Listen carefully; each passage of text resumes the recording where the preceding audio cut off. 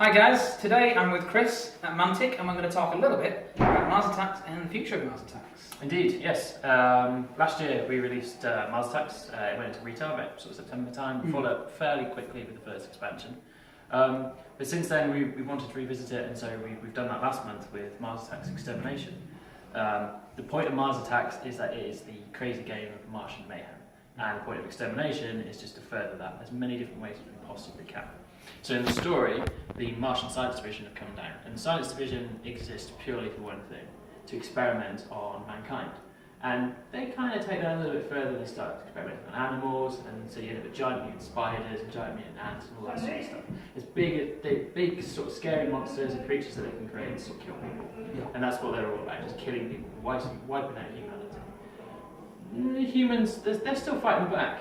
Things aren't going particularly great. The Novosphere, the human resistance, have called in the big guns, the Tiger Corps, space-bound mercenaries who come down and they are fighting back. They're helping humanity try to defeat the Martians and stop the invasion.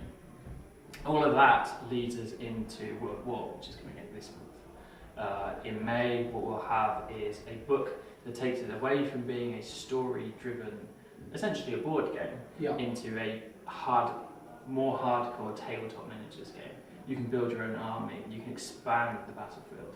I know you were saying that when I mentioned World War the first time we were chatting before recording the video, you had a bit of a, I love World War.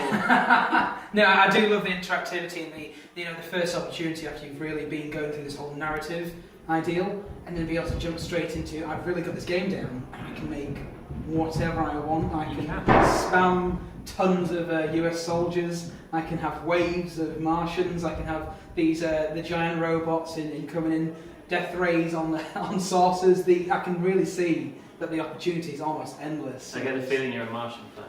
I'm not actually. No, I'm a human player. I'm an underdog. I have to be.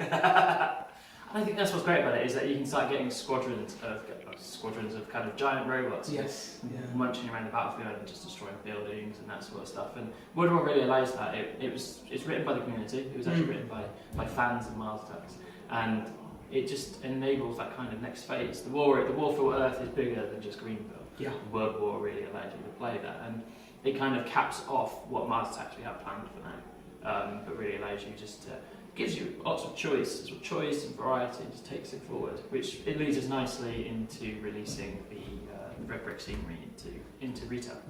That great snap together red brick scenery that you produce. The quality in itself is excellent, but the fact that you can create whatever.